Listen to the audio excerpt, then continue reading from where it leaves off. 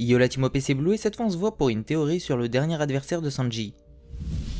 Sanji est le cuistot de l'équipage au chapeau de paille. Apparu au tome 5 à East Blue, il a durant l'aventure eu de nombreux coups d'éclat. Entre gros combats, phrases cultes, histoires passionnantes et rôles essentiels dans quasiment chaque arc, il a su s'imposer et devenir l'un des personnages les plus populaires du manga. Il a tout pour être apprécié. Sa manière de combattre est super classe et élégante, son chara-design est ouf, et au niveau de son écriture il rejoint Doflamingo, Robin, Luffy ou Law dans le cercle des personnages les mieux écrits de One Piece. Oda nous a montré dans les récents arcs qu'il gère assez bien niveau fight, avec quelques victoires, que ça soit face à Yonji qui a eu le crâne plié, face à Bobin, face à Raisin, face à Page One qui a l'air d'être du même calibre que Diez Drake, mais aussi face à Oven qui a pris une bonne fessée. Sanji l'a envoyé valser sans même qu'Oven qui doit avoir un bon acquis de l'observation ne le remarque. C'est pour vous montrer le niveau de difficulté, car Oven c'est pas n'importe qui, la vitesse de Sanji est juste incroyable.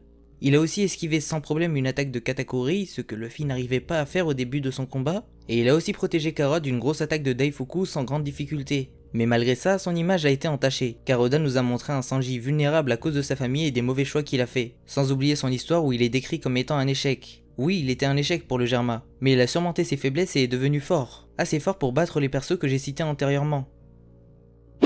Fin Whole Cake, il a obtenu le Red Suite qui fait office de power-up, mais aussi une nouvelle prime qui dépasse celle de Zoro. Maintenant qu'Oda a développé l'histoire et le passé de ce personnage, il va se concentrer sur ses actes présents, ses rapports aux autres et façons de combattre. L'intégration du Red Suite nous le prouve.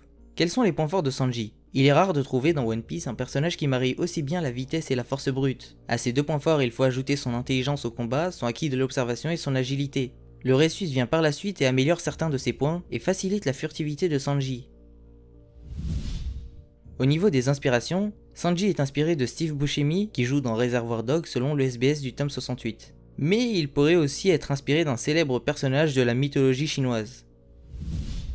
Luffy serait comme plusieurs personnages de shonen inspiré du célèbre Sun Wukong, protagoniste de la pérégrination vers l'ouest. Sanji pourrait être inspiré d'un personnage de ce même roman, il s'agirait de Neza.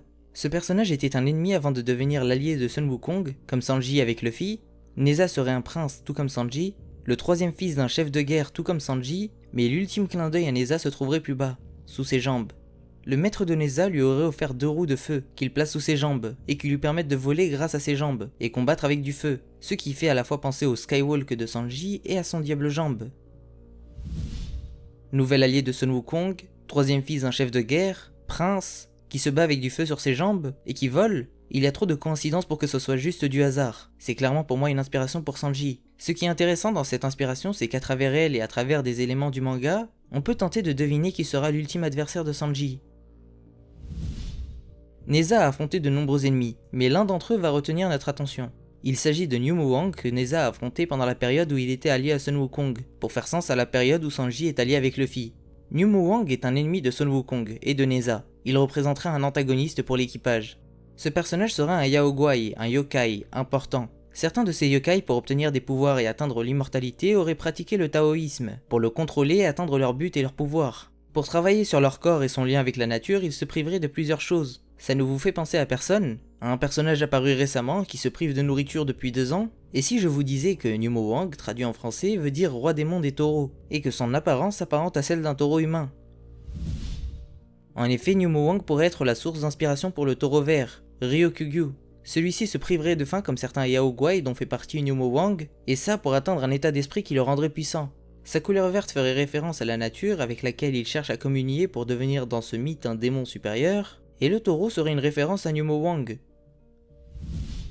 Green Bull pourrait avoir le Zoan mythique du taureau, modèle Nummo Wang, faisant ainsi en sorte qu'il y ait un Logia, un Zoan et un Paramecia chez les amiraux. Il pourrait aussi être un Minx ou être tout comme Kawamatsu le Kappa, un yokai, une créature à part dans le monde de One Piece.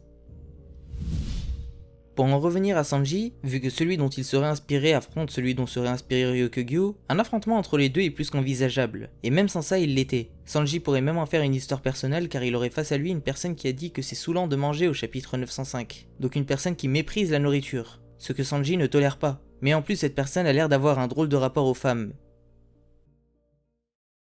Voilà, cette vidéo est terminée, j'espère qu'elle t'aura plu.